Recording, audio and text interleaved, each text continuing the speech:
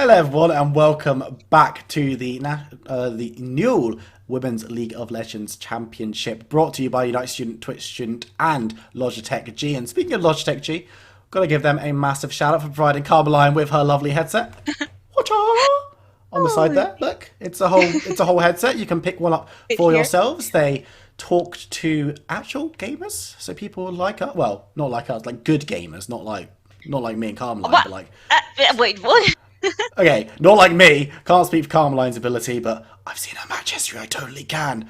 But Very bad. they talk to people, so they know exactly what gamers want from their peripherals, their headsets, keyboards, mice, and they have a lot of really awesome stuff. So make sure to check out Logitech G and the rest of our sponsors. And massive thank you for your support throughout the entire league that we've got going on here. You know, it's a good little league that we're enjoying. But we're going to be going into our second game relatively soon. And we said before we found out our second fixture, hey, gangsters look good. We want to see them against opponents that are maybe a little bit stronger than Astra Angels have shown throughout this split. And then our producer was like, you know what? Hey, they're up against Hector and PTSD next, and they were the team we were going to watch second anyway, so we're going to be watching Hector and PTSD take on Gangsters. And Carmeline, you seemed very convinced the Gangsters were good. Hector and PTSD, they're a tough opponent, so winning here would definitely go some way to prove you correct. I mean, the thing is, I love Hacker and PTSD. I love the picks. I love how versatile they are. But I've got a problem, and that is like taking the past games.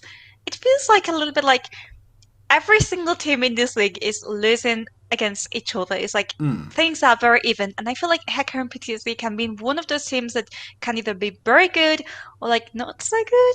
So I have to see the good side here because seeing it versus gangsters, past games solved, it will be amazing. But I don't know. Now I do want to watch something. The matchups, like the jungle Okay. matchup, I need to watch it. Yeah, and I mean, jungle matchup was...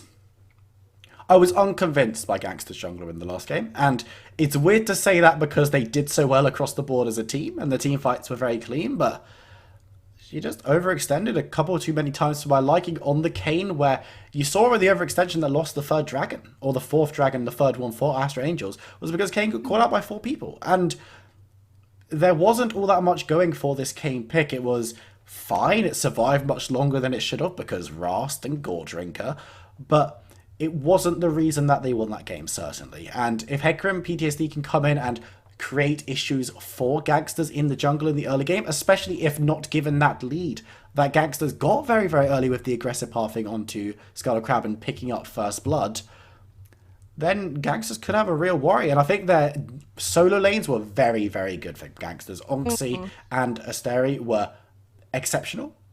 So definitely want to see how they perform against Hecarim PTSD. And those are where I want to keep my eyes. Very careful there because they are going to face Jethro the Pony and Van Kers in those lines. And I mean, those are very difficult matchups, you know. Jethro they scored like a very wide champion pool, a very good one too. And as for Bakers, I think some people can kind of clash with Harmonix there. Sorry, with Onyxin? How do you I've been calling her Unxi, sorry. Onxie. With I think that's Onxis, probably just because I feel like they both tend to play vaguely control correct. mages, If and it's that can not, be a problem. let us know. But Gio's reminding me, is Hecarim PTSD the team that picked Urgot Jungle? Are they? Because I know it was in their game, but I can't remember if it was them who did it. And if it was, cut it out. No. Right, I don't want my analysis of the team compositions every game to break down to, it's fine, but this is one really weird pick. So last game we had the Garen top, which was the one really weird pick that didn't work. The Urgot Jungle was, from memory, pretty bad from whoever played it. So if we could avoid that one, that'd be toasty. There are so many good champions in the jungle, right? Like, there's I just... mean, There's so many options. The role is... Like, there are options with low win rates that are good. Like, you can pick non-meta jungle champs that I'll be like, wow, that's sick. Pick Nocturne in the jungle, I'll be so excited. But not Urgot. Please. I'm not so sure now. I think they played Sejuani, though. Ah, then they Could play be. against the Urgot, in which case, yes, pick Yeah. Sejuani. I like that pick. It's a little bit off meta, but very tanky and fun, and it's not Urgot. So, Hecarim PTSD, I take I it all mean, back. it's not You're my Urgot, the most favourites. important thing.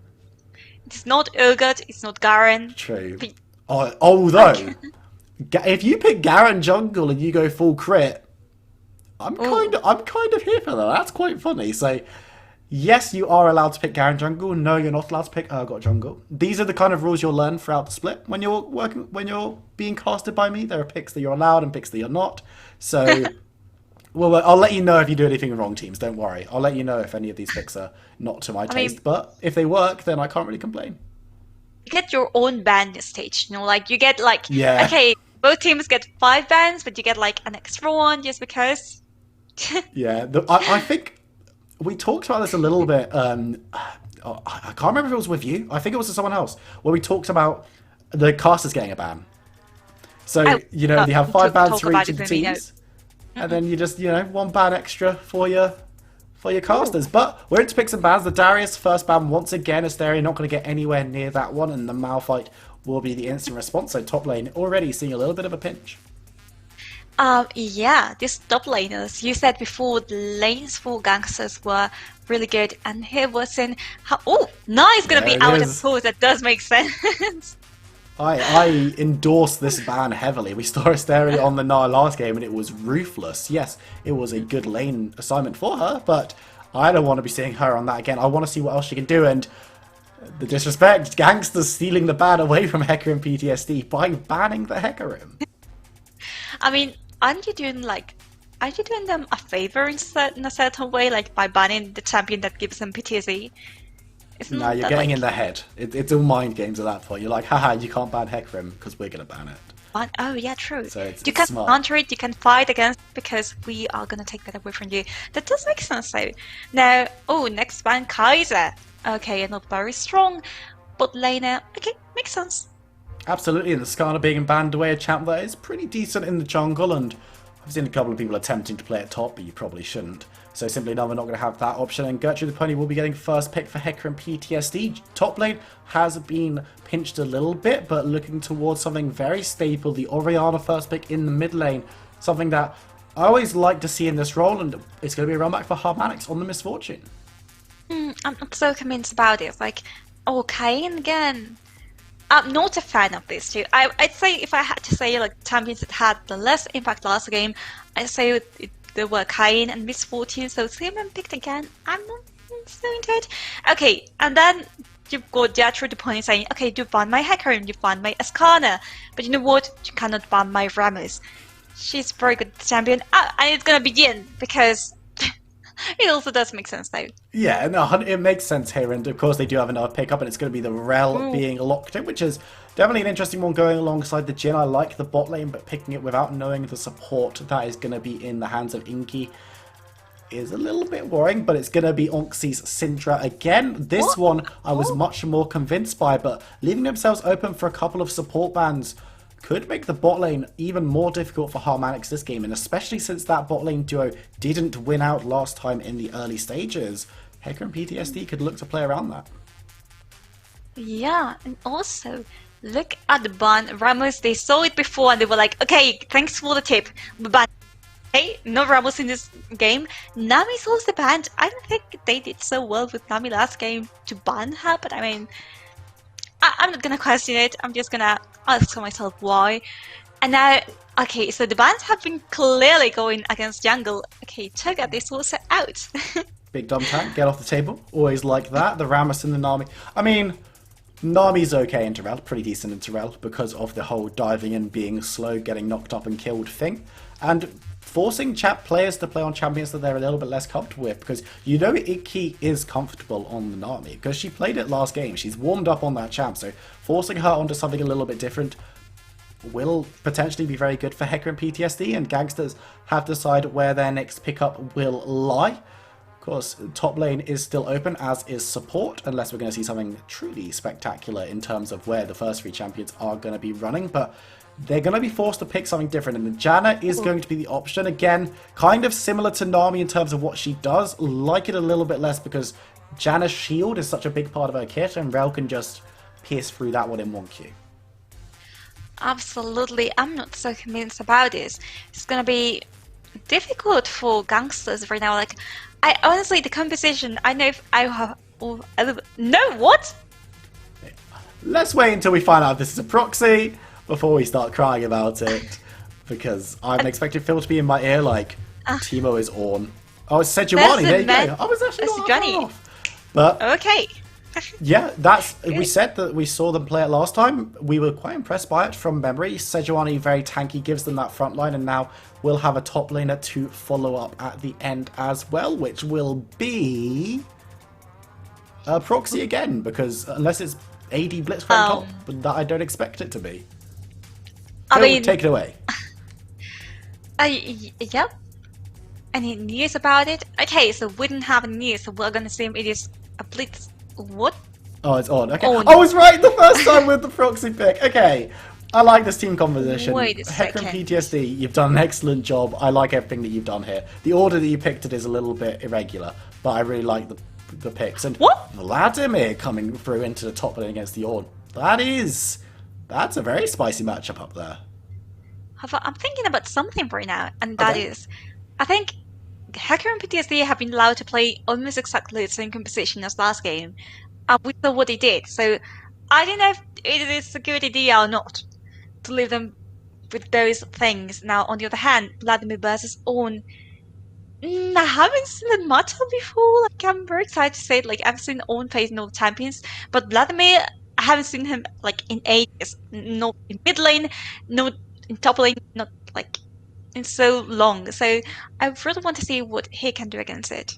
I'm fascinated to watch this top lane matchup because both champs are kind of scared about being bullied early, but are also kind of bullies early. It's a really weird one because Ornn does surprisingly large amount of damage, but can get shut down by ranged into melee, which Vladimir is ranged, but Vlad doesn't really do damage early, but he also doesn't really die early. So I'm very fascinated. As you say, I don't think I've seen this matchup for a long time, especially I don't think I've seen it this season. So I am fascinated to see how these two players play it, and especially because Asteri was on the beatdown last game, very specifically on the Gnar, and this time around is going to be on the Vladimir, which maybe again we'll expect to be on the beatdown, but we'll have a bad time into Ornn if she overextends and gets caught out. So in that micro 1v1, there's a lot of variance, and it's going to be fascinating to see how these two players play it out.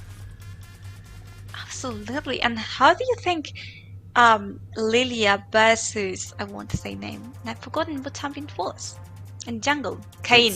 How do you think this will work out? Because I'm not so sure about it either. Like, okay, so Hecarim being banned, Sejuani.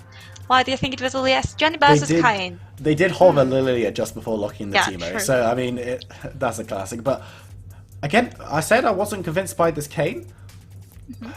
Kayn has a pretty rough time into tanks. Like, once Kayn gets Rast, then he'll have an exceptional time into tanks, because he'll be beefy and knock them up and CC them for days, and has support from fed carries, hopefully.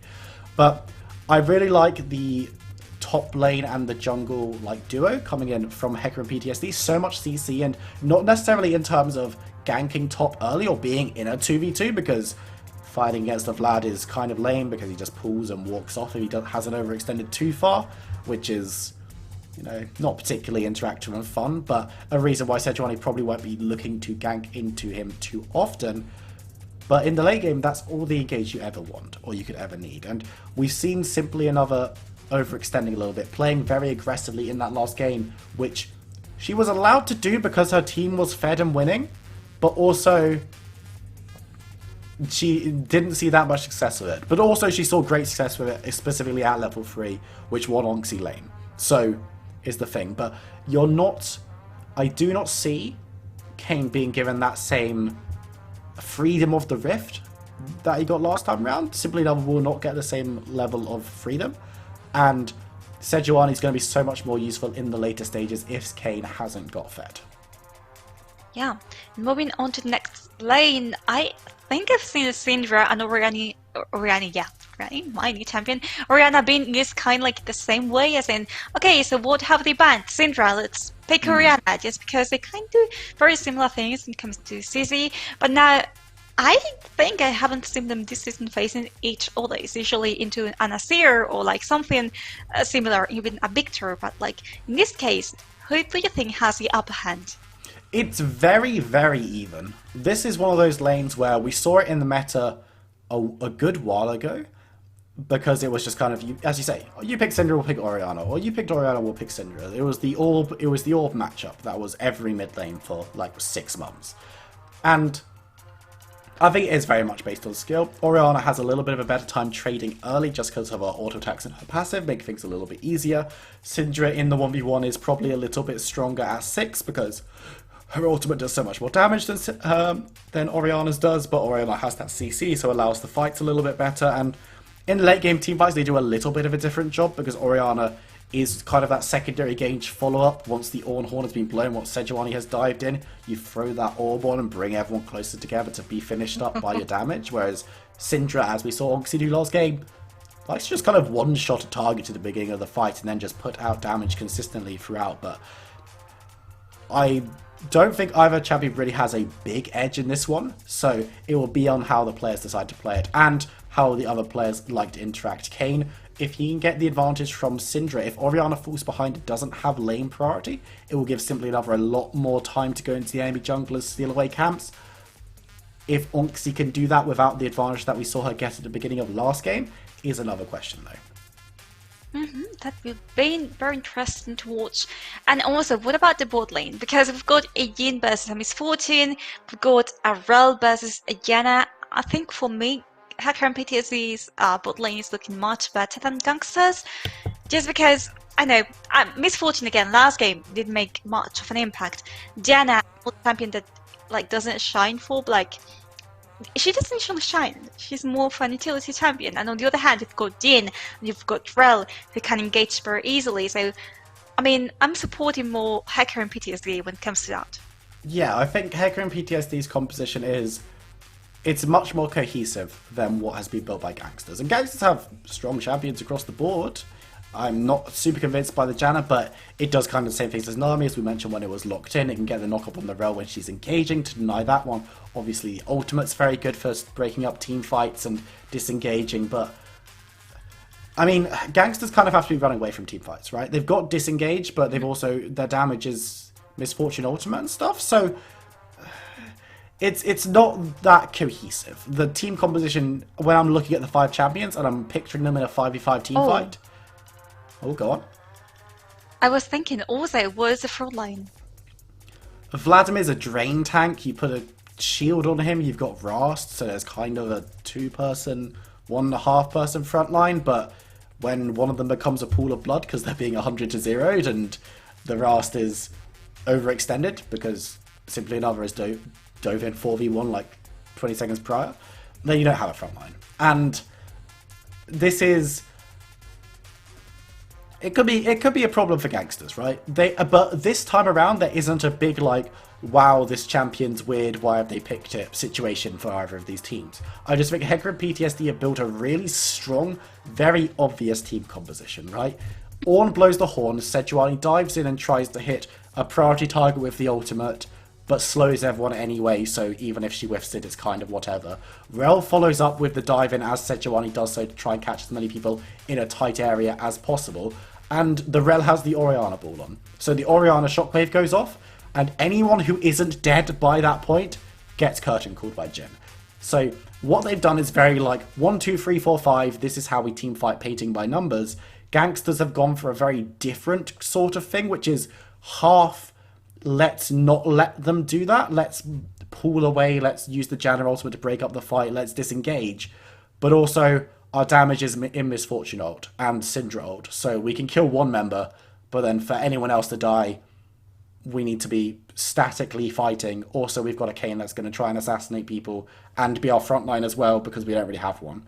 So I don't really know what Gangsters are trying to do here, but anything could happen. If they can get ahead in lanes as we saw last game, the composition probably doesn't matter. If you have a 7-0 Syndra and a 7-0 Vladimir, it kind of just doesn't matter how you team fight because you'll be able to one-shot people.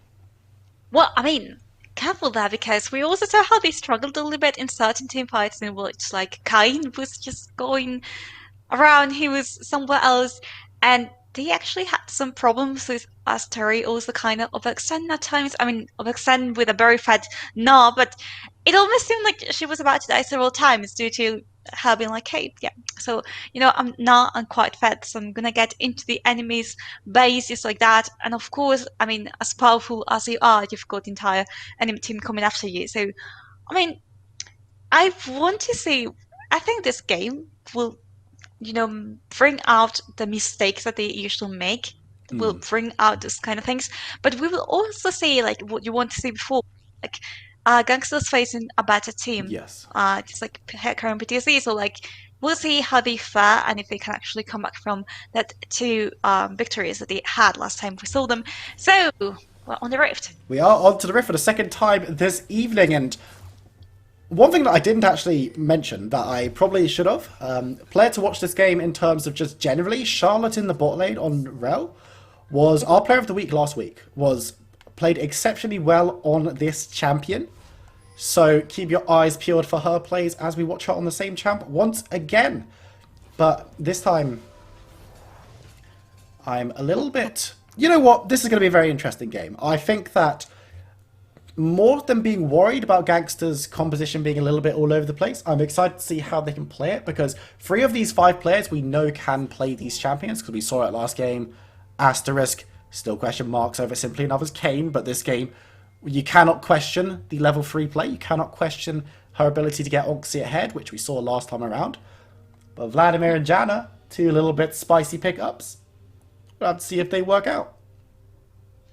Yeah, I really want to see it, how it plays out. But now, about Rel, you were talking about Charlotte, and I'm actually very interested in what she's gonna be like, because I've seen her play Rel Solari, Rel Turbo Chem Tank.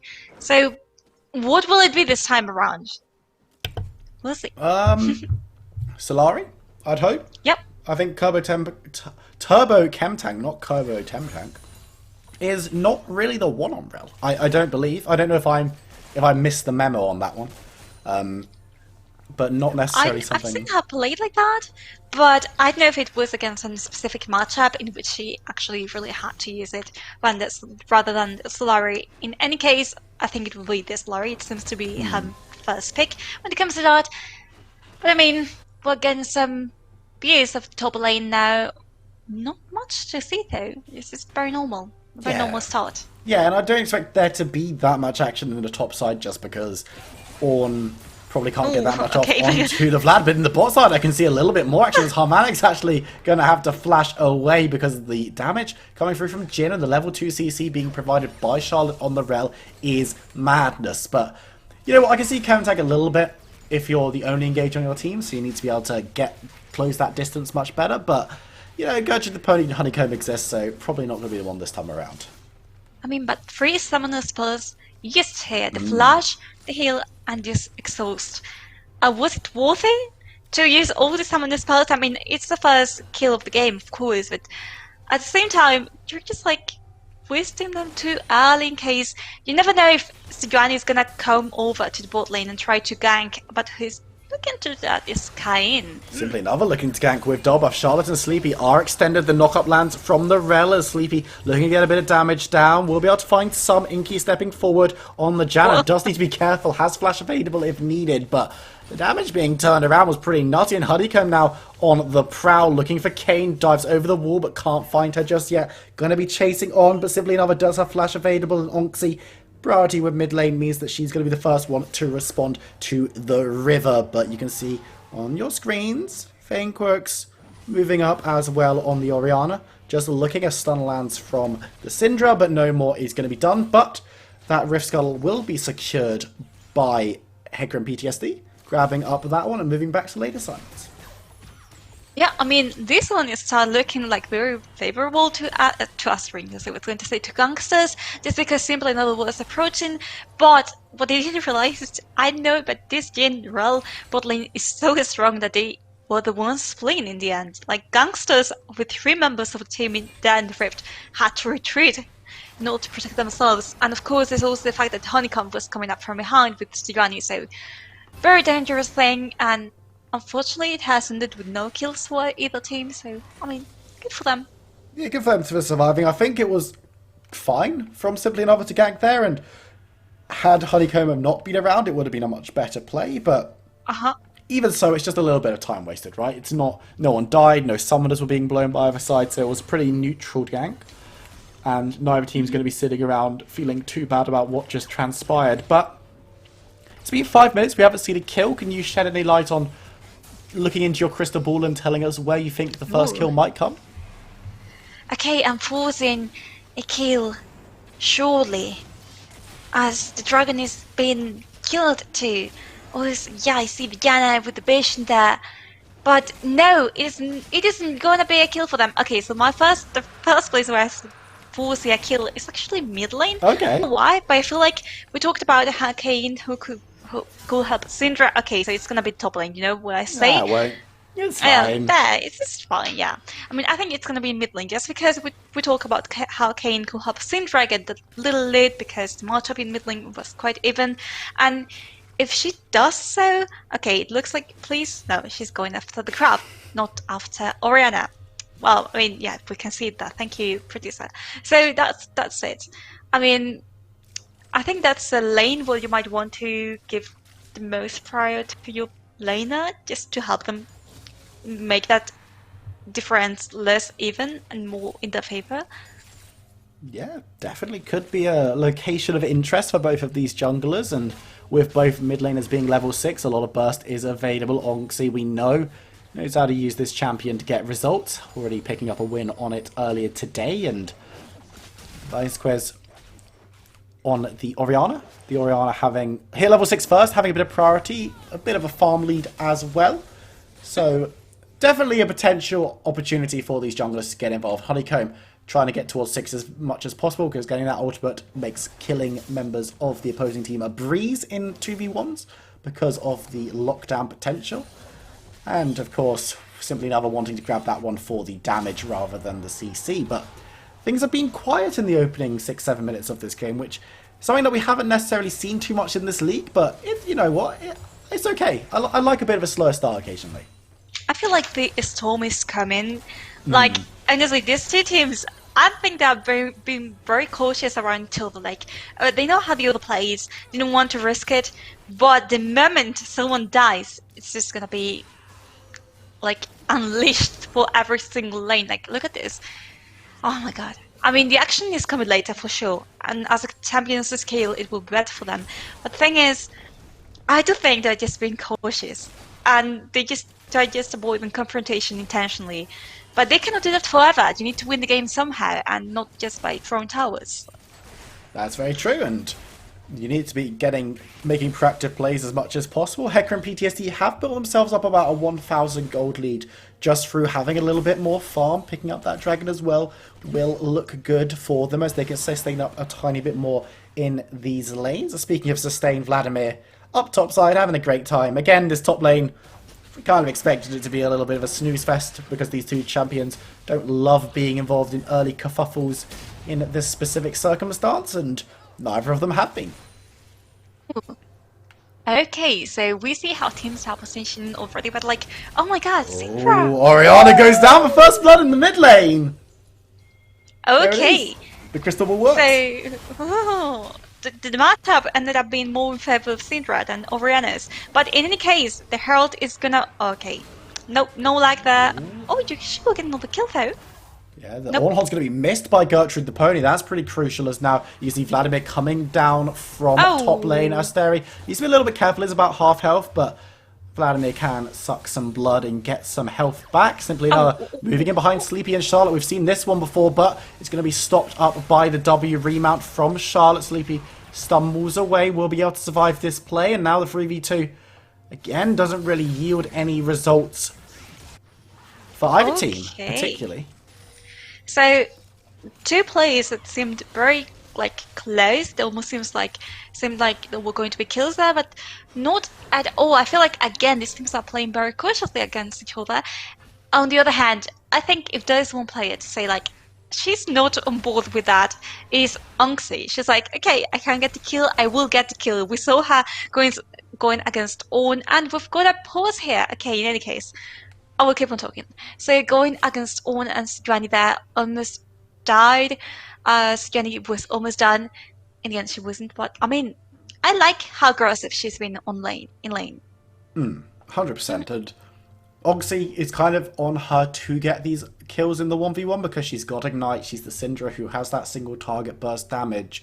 So trying to shut down the Orianna as much as possible early is definitely going to be good for her team, and picking up that first blood solo, definitely a good one. Definitely not something to be disappointed about, but Orianna can teleport back to lane, has decided against doing so because she was able to just walk it. So has that priority in terms of being able to take a little bit of a less advantageous back in the future, or being able to teleport around the map if she wants to go for a big play elsewhere, which Orianna can do. If she can get the teleport down in a non-flanking position, don't flank on mages.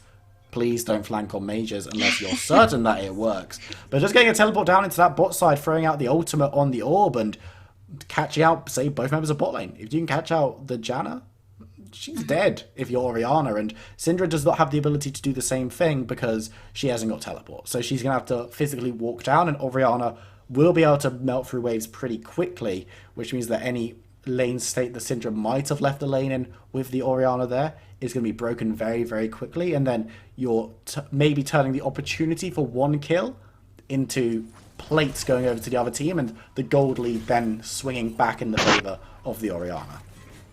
So we are back, and now we can see what actually will happen.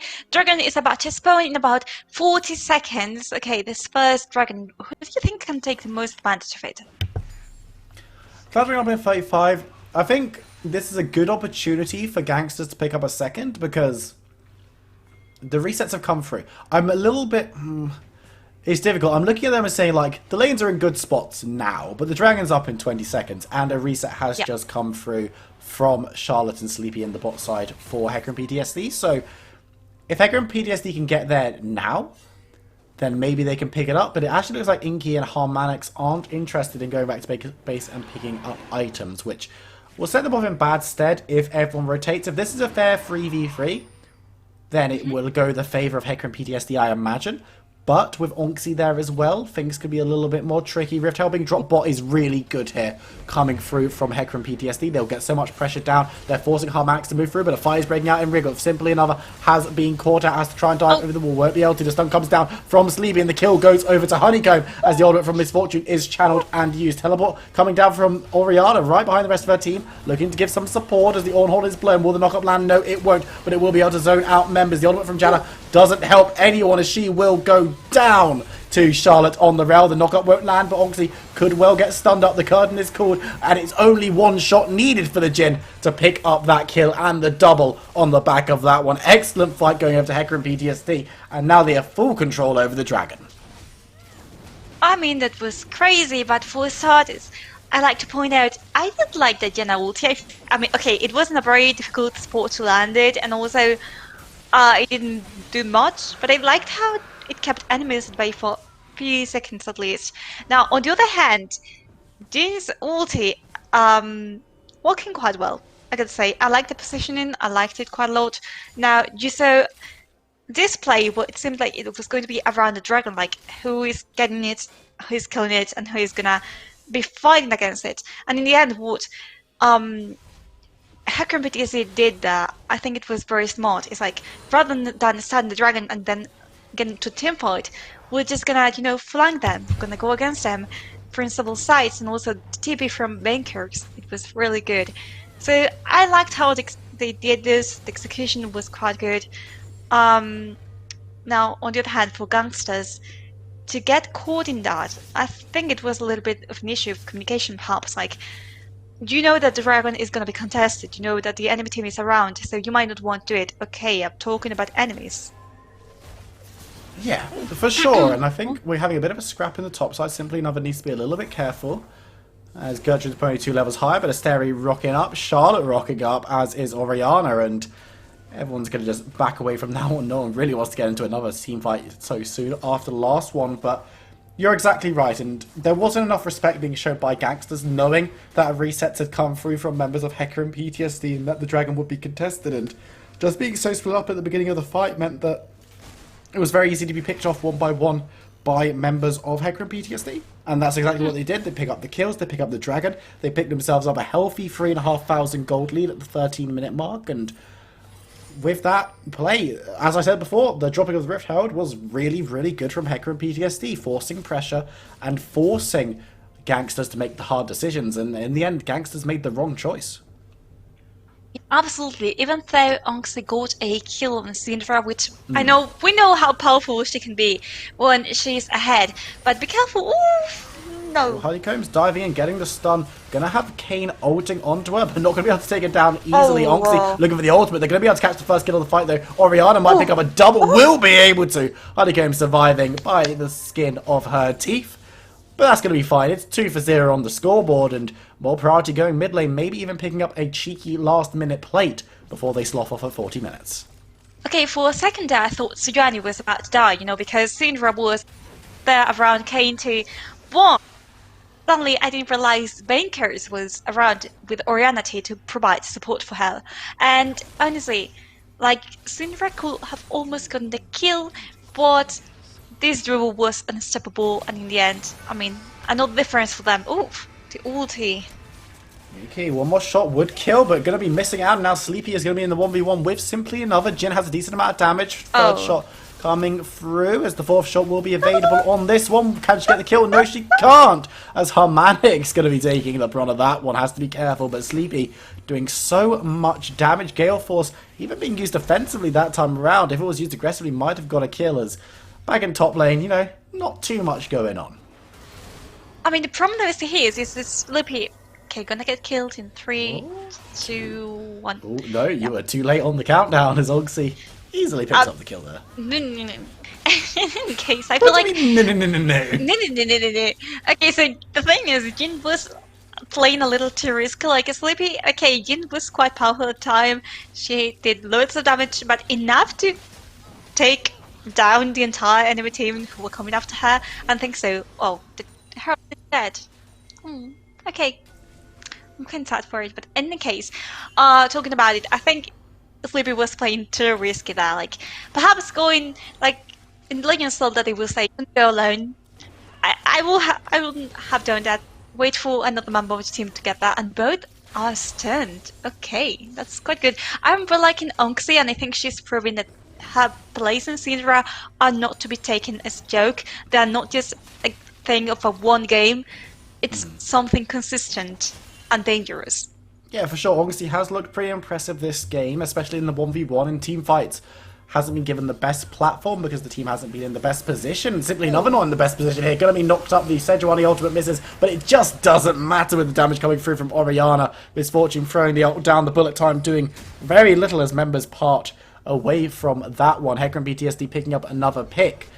And with Dragon spawning up in 10 seconds and a mid tower that's pretty low, they could look to get a double here. Again, you said it yourself, the position wasn't so good. Ooh. Has Onxie got her dancing shoes on? No, she doesn't. Sleepy like fish in a barrel, picking up 2 shots and the kill. With the second Rift Herald coming through. See, it's not dead. It's hanging out. It's just going to tackle that mid lane tower and take it down. I don't expect it to get another charge, as Inky and Harmanic should be able to get the shot onto the eye as it runs past to get the kill. Not going to be able to do so. Means a lot of damage down onto that tower. And Hecker and PTSD, they're already gone from mid lane as they pick up their third dragon, setting up for Infernal Soul at around the 22-minute mark. So the old strategy, right? You get the Rift Herald and then you throw it somewhere where enemy team is gonna go get it and try and kill it, and in the meantime you get the objective, and careful, oh no. Top side, Gertrude needs to be a little bit careful. 2v1, doesn't get the knock up onto anyone once again with the Ornhorn, but will be able to flash away if the charge is available and Gertrude gets out. In fact, can just waddle away on the Orn, so it's difficult for them to gain anything in this top side. She can knock. Oh, okay. Shockwave comes through, knockup follows, and Simply Another's gone down. Simply Another death for the team, as Inky and Onxie are going to move up the top side to try and defend alongside Asteri, but not going to be able to do too much. And Hecker and PTSD running away with this one in the last couple of minutes. Okay, so the problem that I see here is okay, Asteri is getting quite tanky, as we said in the beginning, but the thing is, I haven't seen her in almost any team fight. Was the Orn has been roaming around quite a lot. Okay, bye Asteri. So it goes down, and this feels pretty bad. Vladimir can Yep. survive a very long time, survived a very long time on tower, but wasn't enough because look at the frontline power that has been built by Hecarim and PTSD. They didn't even have damage dealers in that dive. I mean, I'm just suffering a little bit here for gangsters because we know how they can play, and I feel like they just been outnumbered by Hacker and PTSD in this game. Again, I feel like Kain isn't shining as much as she could do. Miss Fortune isn't dealing the damage she could do. And talking about her, look, she has to hide in tower because there is no way you can get against a Jin. Now, okay, Hacker and PTSD completely dominating this game. Look at them, still in jungle. Okay, so I don't see a way for gangsters to come back right now. Perhaps Ikki could do something with Syndra, but I mean, you can't do it alone. Yeah, Onxie still powerful on the Syndra, has that Luden's Echo in pocket, but again, this is kind of a run back from what we saw last game, but reversed. Gangsters fell a little bit behind. It looks pretty rough for them. Hecarim and PTSD moving around as a group, very effectively able to get decent damage and engage down when needed, and I'm struggling to see a way back for Gangsters as well. I mean, there are options. They've got some decent champions in the later stages, but Ornn exists. Ornaments are going to exist. Fish in a barrel once again, curtain cool. Nice flash from Harmanix, and Inky going to take the final shot, which does a chunk of Janna's health. She's not going to be too happy with taking that one, but happy that the Misfortunes stayed alive and going to be able to clear out this wave very effectively as well. But I think that Gangsters need to pull off quite a miracle to get themselves back into this game, especially with only 2 minutes on the clock until Infernal Soul can be secured by Hecarim and PTSD. Baron that is going to be right now on the Rift. Oh my god. Oh, simply another. Once again, overextended goes down, and when you're overextended by your own wolves, that's a pretty rough position to be in as a jungler, being completely choked out in terms of gold, experience, and not going to be able to survive very long with 4 members diving on top. Now, bot lane will be the focus.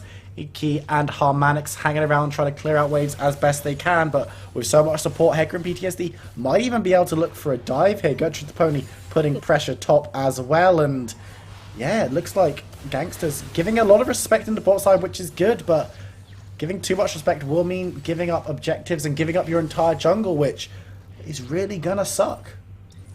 I mean, that wasn't the best decision ever. Like, again, as you were saying, they were giving up the jungle, didn't have, like, all the objectives have gone to Hacker and PTSD so far. Look at the itemization, they're already building, like, we can call this the mythic item time. They've got the entire mythic items for all the players. Now, the thing is, I don't know, I feel like Gangsters are feeling a little intimidated by this entire thing, right? Like, in the beginning, I feel like they were stronger, especially with the first kill by Onxie. But then, slowly and little by little, they have been just, you know, like decreasing in power somehow. I feel like their communication has gotten a little worse. They're nervous, perhaps, because of this, and it is affecting them quite a lot. Oh, Charlotte. Charlotte diving through, getting the CC down. The damage is coming through from Sleepy on the back as well, but Harmanix and Inky have moved in. Sleepy has been ulted by the Kane, so it's going to be a 1v1 on the side, but look at Orianna coming through. Sleepy picks up the kill, but it was all on Vanequirks to secure the survival there, and the Dragon's going to be spawning up on the map. It will be a 4v5 with no jungler if Gangsters even consider contesting this. Well, Honeycomb just going to be the only one starting it up as Charlotte is doing the rounds just on patrol, making sure that no one else is going to get involved for a potential steal. And with this Infernal Dragon surely being secured so quickly by Hecarim and PTSD, I think it's going to get even harder for Gangsters. Absolutely. At the same time, you've got Sleepy there on Jin in the mid lane. She just doesn't care. I mean, she's waiting for the rest of the team, but we've seen her several times just going alone on her own to get over lanes, which I like quite a lot. Now we're seeing Orianna, the one being alone there. Careful. I mean, I really like how they are positioned right now, because you've got this Granny there to help you if you need it, and right now Sejuani help's coming through. Oh, what? All right. Okay. That was certainly something in the mid lane. Inky might have been caught out as well. Gertrude Pony looking for a knock-up, can only find simply another as Janna will be able to move back, and Vladimir stepping forward. Asteri being very, very quiet this game, as you mentioned a few minutes ago. Haven't seen her since, particularly, so not changing anything there. It's Inky, the only one defending this bot tower against Veinquirks and Honeycomb. Going to be able to get some damage onto this inhibitor tower. No, Honeycomb what? actually going to dive forward What? and get the kill onto Janus. Sejuani, the assassin, picking up a kill in this one. And the siege continues mid. Charlotte, Gertrude, Pony, and Sleepy can't get through the wave clear, but in the bot side, Honeycomb and Veinquirks will be able to. Charlotte tries to get engaged on, can't really. The curtain has been called though. This could be curtains for Gangsters, but going to be instantly deleted as Sleepy goes low. But simply another dive through to try and get that kill will only kill herself. As Charlotte picks up that one. Honeycomb and base fighting against the Vladimir. Any challenger approaches can't do anything into this Sejuani right now. Too tanky picking up that inhibitor and the inhibitor tower as well. So inhibitor goes down in the mid-side tower will be broken and the inhibitor will surely follow.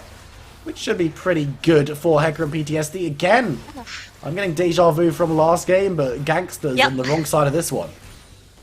Yeah, I mean, something that I've noticed is how Asteri was like looking for kills like all the time past game. And this time around, Honeycomb is giving her a little bit of her own medicine. She's like, okay, I could be destroying the inhibitor, but before I want to get the kill. Oh my god. Honeycomb diving back on in. Gertrude the Pony wants to get involved, but it's only half health. Needs to be a little bit careful. Veinquirks with the ultimate once again. It's already off cooldown. And Honeycomb picks up the first kill of the fight. Onxie gets the stun off, but double kill going over to Sejuani, and Asteri going to be chased down and forced under her own tower. But that tower not all that healthy, and there are actually minions taking the shot, so Charlotte and Sleepy can move forward. It's a quick 1-2 from Jin, securing that kill. Now this tower will be able to be taken because there are tanky members available. Honeycomb this time round will be forced to back away because low mana means that Sejuani isn't going to be able to grab any more kills, but across the board, Hecarim PTSD playing exceptionally well in this match. I mean, another thing that I've noticed in here is like last time, 20 minutes in, 24 minutes in, I feel like Gangsters were just like a leading finish in the game, you know, like they were struggling a little bit. This time around, I feel like Hecarim has got more of a plan from the strategy going on, and it feels like it hasn't played out naturally, whereas last time again, I felt like it was a little like, okay, so cool they come back, cool Astrid does this something. Here, I didn't see hope for Gangsters. I feel like the resources have been, I don't know, I haven't really liked how they played. I know they can do it much better though. And now the Baron is going to go to team of Hecarim and PTZ without Gangsters being able to do anything because they're just protecting the base that is open in all fronts. And yeah, this is kind of the rough thing where mistake leads to objective, leads to objective, leads to objective, and Gangsters, as you say, can't really look to contest this because their base isn't in the finest spot, and Hecarim and PTSD know this. This is why they forced this objective through now, and with 2 inhibitors already having been taken, it should be very, very easy for Hecarim and PTSD to close out this game, and Gangsters are going to be very backs to the wall in their defense, but if they can break down the big minion waves, especially with Hecarim and PTSD moving across top side, looking for that final inhibitor tower and inhibitor, the only one standing on the rift for them anymore. There could be one last fight under it. Honeycomb is Charlotte. Gertrude the Pony creating such a beefy front line that just can't be broken down. There isn't the damage available from Gangsters, and one last fight could be all it takes. Asteri goes so low as the ultimate follows through. It's going to land onto Misfortune. Knock up is great from Janna, who completely disengages the fight, but members just don't care. They're going to look to follow through. Gertrude the Pony looking for a knock up, can find it onto Inky, as simply another dives into the fight, diving into Ornn, but Janna's going to be dead when she comes out, and simply another trying to get away, won't be able to go away from Honeycomb though, who picks up another kill. The knock up will not knock up the Sanguine Pool, but damage coming through onto Harmanix means that she thinks twice before moving back in. Asteri dives before she can get the CC down, before she can get the damage down, before she can get the stuck down, as Harmanix gonna be stunned up there. But that's one of those freeze frames that lets you know that the game is over. Hecarim and PTSD have secured the win in this one. Gangsters not looking the same team that they did last time, but again, this was very much Hecarim and PTSD playing really, really well, and Gangsters, they didn't have a clear identity in draft, and then when it came to game, it just didn't work out for them. True, I just think like, again, last time, picking Kain and Misfortune did work, but this time around, I mean, those are not your strengths, I'd say, so picking them again against a team that seems a little bit stronger than the last one. Hasn't been the best in my opinion. Syndra has done well, but at the same time, like Vladimir, I was talking about the front line during the pick and ban stage, and now we can see it a little bit. Like I was saying, what is the front line? You saw it not get tanky. Vladimir did build tankily. It was helpful at times, but Asteri, I don't know why, but this game she was a little like away. She was in the team fights most of the time, and when she was like okay to alone in the front line. She had to rely on Janna to throw her ulti and disengage in order to do some damage. So I say like this camp, I don't want to say it again. Honestly, the Syndra can stay, the rest can go. I need a little time. Yeah, I mean, it's difficult because we've only seen 2 games, and of course the situation wasn't exactly the same. Gangsters this time around were into a team that we consider a little bit stronger, and the composition was definitely stronger from Heca and PTSD than what Astra Angels showed last game. But yeah, I mean, the Kane again, same issues were being seen, but they were being abused much more because Heca and PTSD had a better team fight, they had better champions, and were further ahead. So the Kane dying was much more of an issue for Gangsters. Harmanix didn't get to that late stage monstrous position that she did last time around. So it's difficult to see, but Heca and PTSD looked exceptionally strong again across the board. Very great performances, and excited to see how they do progressing further in this tournament, moving towards playoffs as well. But we're going to be moving on to our final match of the evening very shortly. We're going to jump to a short break before we do so, though, so we can grab some water, but don't go anywhere. Yeah. So we'll see you in a few minutes. Yeah. Bye.